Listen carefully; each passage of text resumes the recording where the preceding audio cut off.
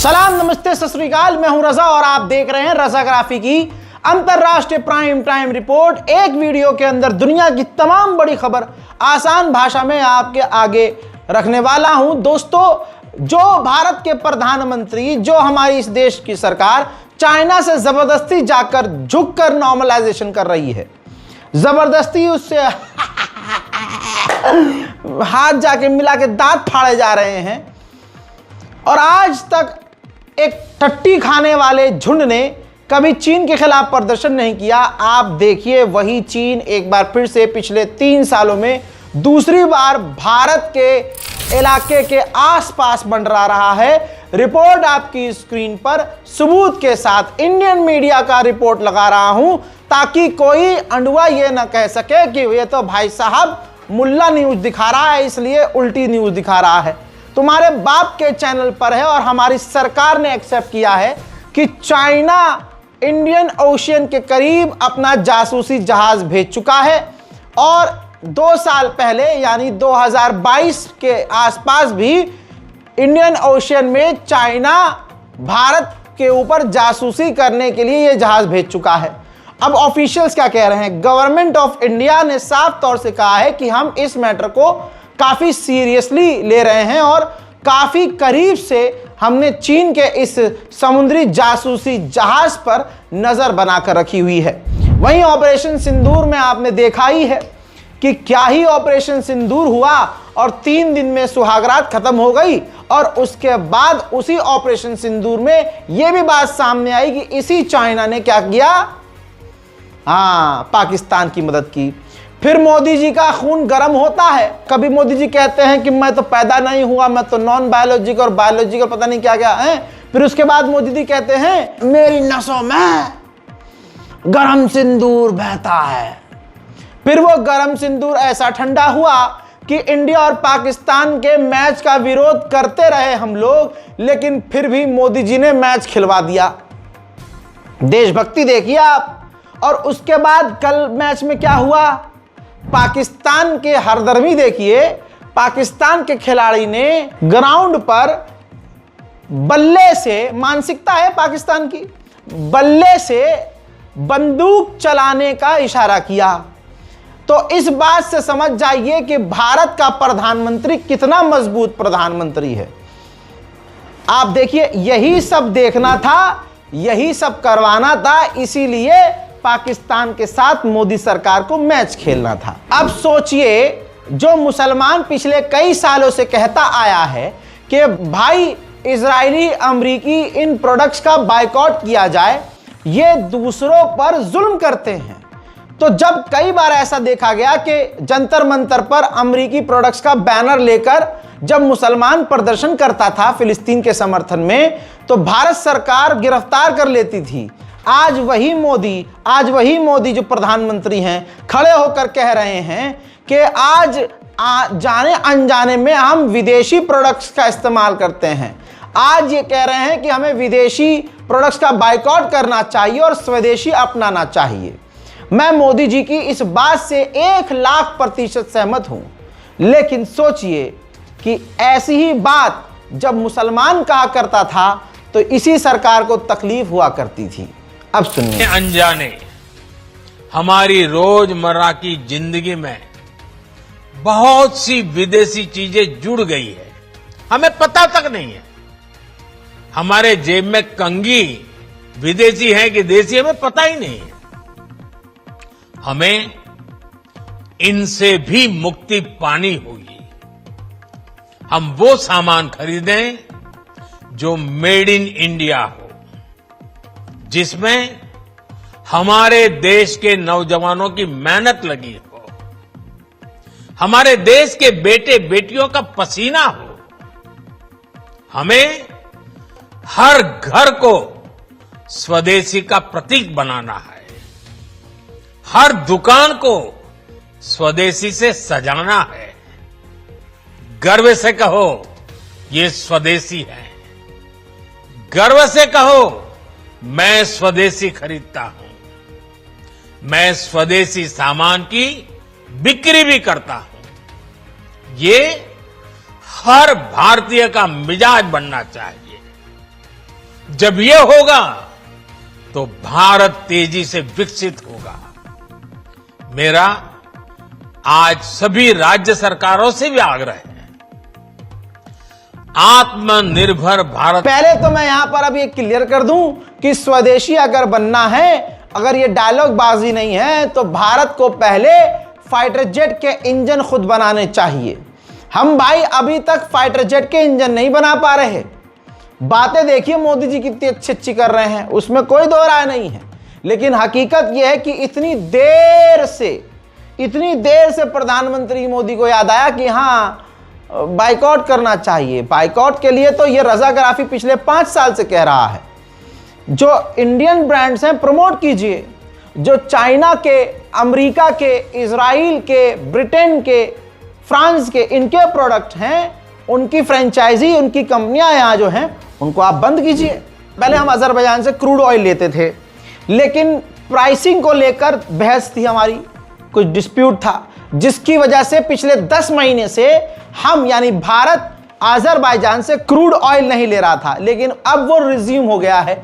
Bharat Azerbaijan एक मुल्ले देश से क्रूड ऑयल ले रहा है। अब सोचिए कि भारत के अंदर मुसलमानों से कितनी नफरत है। यही सरकार, यही प्रशासन, यही शासन मुसलमानों पर किस लेवल का जुल्म कर रहा है कि अगर आप आई लव मोहम्मद कहीं लिख देंगे सोशल मीडिया पर भी, या रील अपलोड कर देंगे आई लव मोहम्मद लिखते हुए, तो भाई साहब आपकी गिरफ्तारी हो रही है। लेकिन मोदी सरकार पता नहीं किस भ्रम में है, उसको यह लग रहा है कि ऐसा हम करके, गिरफ्तारी करके इनके सीने से हुजूर पाक की मोहब्बत कम कर सकते हैं। बल्कि मैं कह रहा हूं सरकार गलत कर रही है। इससे जो मुसलमान जरा सा भी गफलत में था, होश में आ गया है। अब चाहे कुछ भी हो, जिद में ही वो बोल रहा है आई लव मोहम्मद। और दोस्तों, लोग गंदे गंदे मैटर में जेल में जाकर छाती चौड़ी करके बाहर आते हैं। जब बाहर आते हैं तो ये तो हुजूर का नाम है, और उससे मोहब्बत, नाम से, हुजूर से मोहब्बत का ऐलान करने पर अगर जेल हो रही है, तो कोई गैर मुस्लिम भी बताए कि क्या मुसलमान डरेगा? भारत में हाल ये देखिए, और यही सरकार का दोगलापन ये देखिए। मुसलमानों से नफरत है, लेकिन सऊदी अरब से तेल लेंगे। मुसलमानों से नफरत है, अजरबैजान से तेल लेंगे। मुसलमानों से नफरत है, लेकिन अब अगली खबर, अरब का एक देश मोरक्को में हिंदुस्तान यानी भारत पहली बार एक अरब देश के अंदर हथियारों की फैक्ट्री, इंडियन हथियारों की फैक्ट्री लगा रहा है। माननीय राजनाथ सिंह खुद जाएंगे डिफेंस फैक्ट्री मोरक्को में उसके उद्घाटन के लिए। यानी मुल्ले देश के अंदर, जिन्हें ये कठमुल्ला कहते हैं, कठमुल्ले देश के अंदर भारत के हथियारों की कंपनी लग गई है।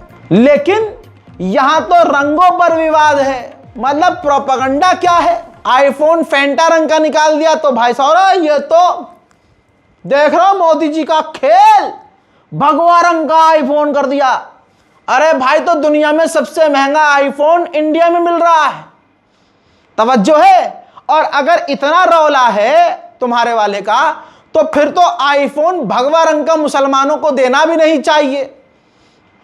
तवज्जो भाई, मुसलमान भगवा रंग का आईफोन चलाएगा, उसके अंदर पता नहीं क्या क्या देखेगा, ये तो अपमान है ना।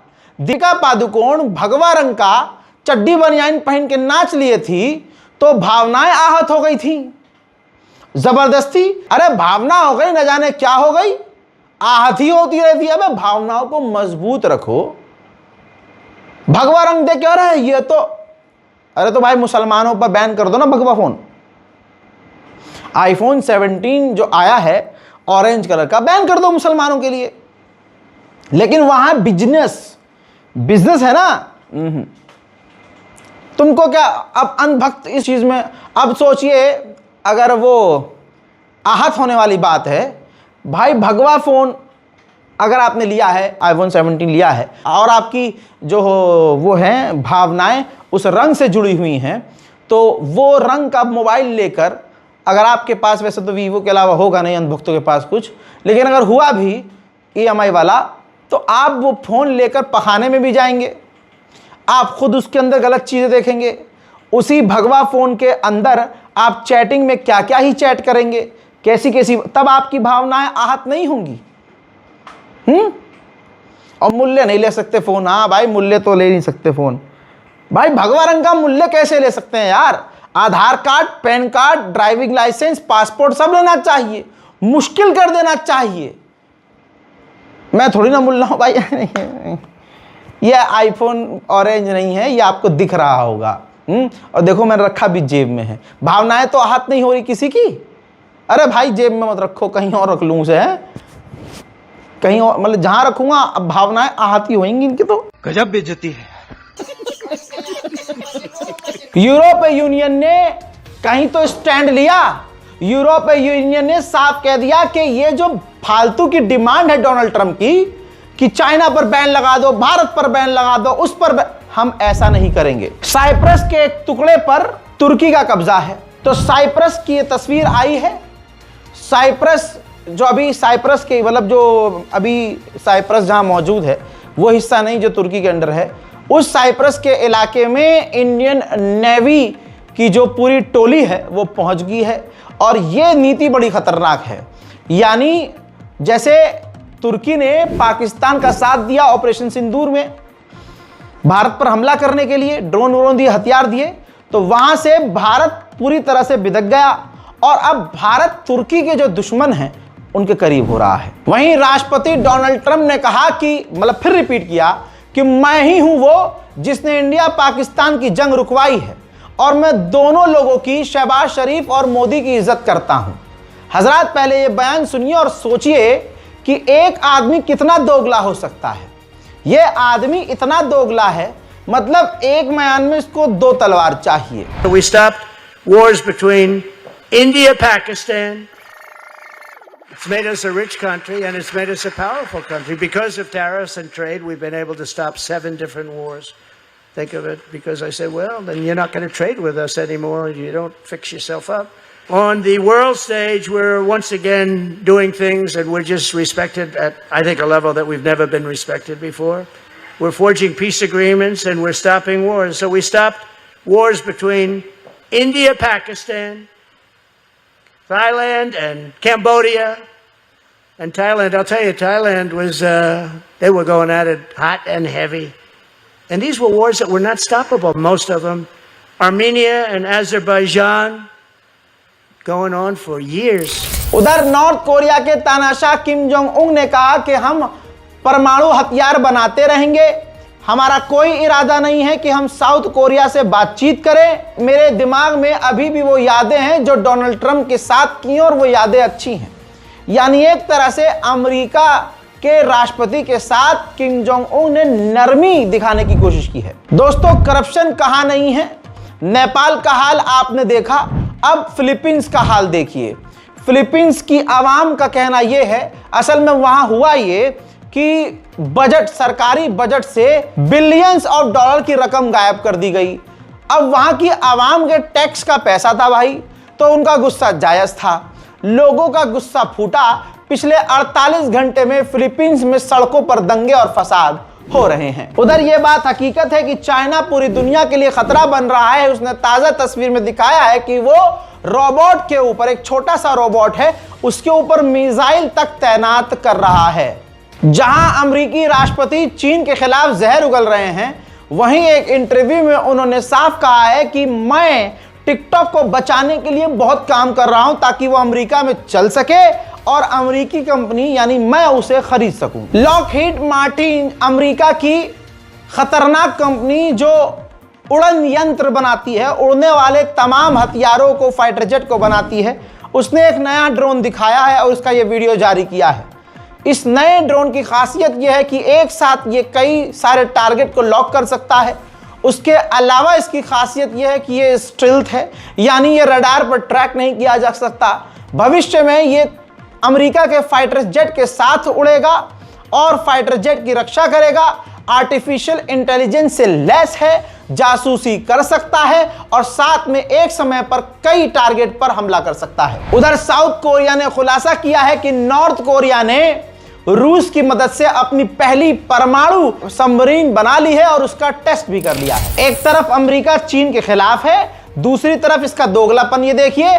अमेरिका के बहुत सारे जो ऑफिशियल्स हैं, डेलीगेशन हैं, वो चाइना पहुंचे और चाइना के प्रधानमंत्री से मुलाकात की है अमेरिकी अधिकारियों ने।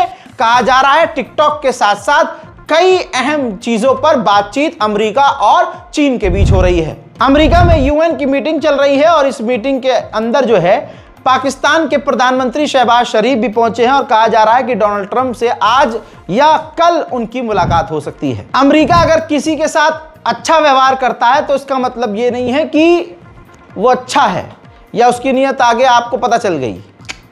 हजरात कहते हैं ना, एक खास किस्म के लोग होते हैं, ना उनकी दोस्ती अच्छी ना दुश्मनी अच्छी। हमारे यहाँ कहते हैं पुलिस वालों के लिए कि पुलिस वालों की ना दोस्ती अच्छी ना दुश्मनी अच्छी। ऐसे ही अमेरिका है, इसकी दुश्मनी भी अच्छी नहीं, दोस्ती भी अच्छी नहीं। अभी पाकिस्तान के लिए जम जम कर ये तारीफ कर रहा है डोनाल्ड ट्रंप। अब उधर खबर आई है कि डोनाल्ड ट्रंप का प्लान ये है कि पाकिस्तान का जो मिलिट्री बजट है उस पर अमेरिका की सरकार नजर रखे। हालांकि ऐसा होना मुश्किल है, पाकिस्तान इतना एक्सेस नहीं देगी अमेरिकी सरकार को। उधर सऊदी अरब और पाकिस्तान की डील के बारे में आपको पता है, पाकिस्तान ने तो अपना न्यूक्लियर खोल के सऊदी के आगे रख दिया कि बड़े भाई मैं आपको बचाऊंगा चाहे परमाणु इस्तेमाल करना पड़े। तो बिन सलमान भी खुश हुए। बिन सलमान अब तैयारी कर रहे हैं कि पाकिस्तान को कम से कम मतलब कोई ब्याज नहीं, कोई वक्त की टेंशन नहीं, ऐसे कई लोन पाकिस्तान को दे दिए जाएं। अमेरिका डोनाल्ड ट्रंप को मुंहतोड़ जवाब देना कोई तालिबान से सीखे। डोनाल्ड ट्रंप ने कहा था, अभी हाल फिलहाल में उसने कहा कि हम तालिबान से मांग करते हैं कि हमारा जो एयरबेस है, हमारा जो मिलिट्री साइट है अफगानिस्तान के अंदर जो हमने बनाया था वो हमें दे दे और हम वहाँ तैनाती करें, वरना अच्छा नहीं होगा, तो चीज़ें बहुत ख़राब होगी।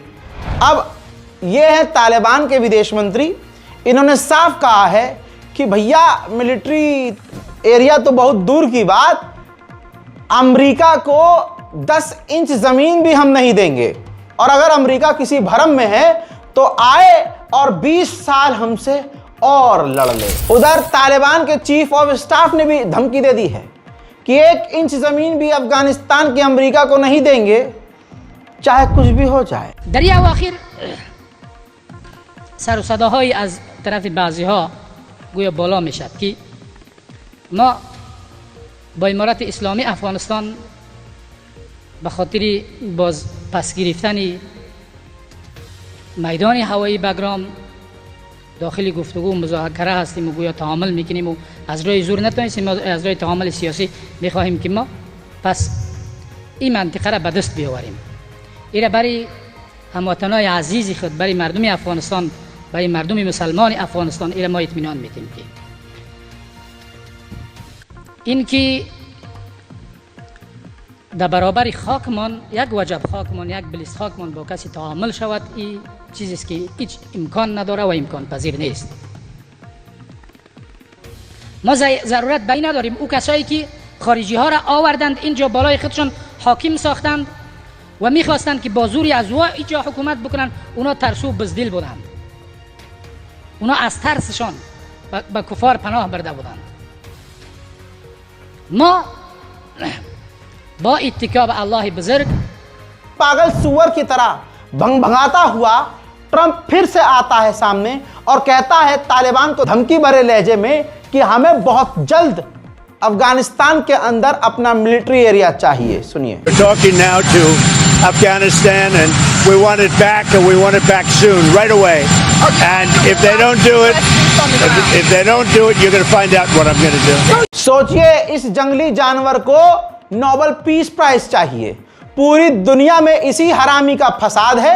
अब खुद ही देखिए, वेनेजुएला पर भी बयान दिया, कहता है, एक्सेप्ट कर रहा है, कह रहा है कि हम लगातार वेनेजुएला की बोट्स को उड़ा रहे हैं। We're blowing the Venezuelan narco-terrorists, we're blowing them the hell out of the water. Every time you see a boat, thousands of people die from the cargo in that boat. Thousands of people die. And then the radical left say, oh, this is not nice. Well, thousands of people are dying because of those boatloads of drugs, fentanyl and a lot of other drugs. Venezuela तो बेचारा जबरदस्ती पीटा जा रहा है। Venezuela के defence minister ने कहा कि चाहे कोई अमेरिका का साथी हो या ना हो, सब के सब तैयारी कर रहे हैं और अमेरिका ने ऐलान कर दिया है जंग का। It's undeclared war and you see how people, whether drug traffickers or not, are brought to justice in the Caribbean Sea without justification, without the right to defense. इसी डोनाल्ड ट्रंप ने, जिसे नोबेल पीस प्राइज चाहिए, इसने देखिए हाल क्या कर दिया है वेनेजुएला का। वेनेजुएला में सब कुछ ठप हो गया है, पूरा देश उसका रुक चुका है।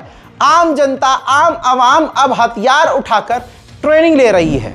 वहीं वेनेजुएला के राष्ट्रपति ने पूरे राष्ट्र को संबोधित करते हुए कहा आवाम से कि अगर अमेरिका हम पर हमला करता है तो हथियार उठाओ और तैयारी करो जंग की। Millones de campesinos y campesinas estén preparados para tomar las armas y defender la República Bolivariana de Venezuela si fuera agredida por el imperio norteamericano. Preparaos.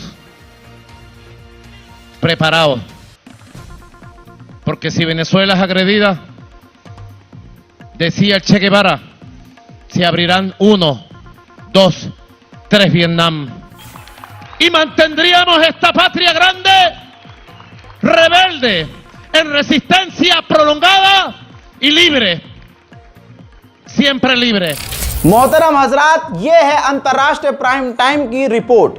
पूरी दुनिया की तमाम बड़ी खबर आसान भाषा में आपको बता दी गई है। अब अपनी राय कमेंट में लिखिएगा, दुआओं में मुझे याद रखिएगा। हमारे चैनल को खुद भी सब्सक्राइब कीजिए और अपने पड़ोसी से भी करवाइएगा। जय हिंद।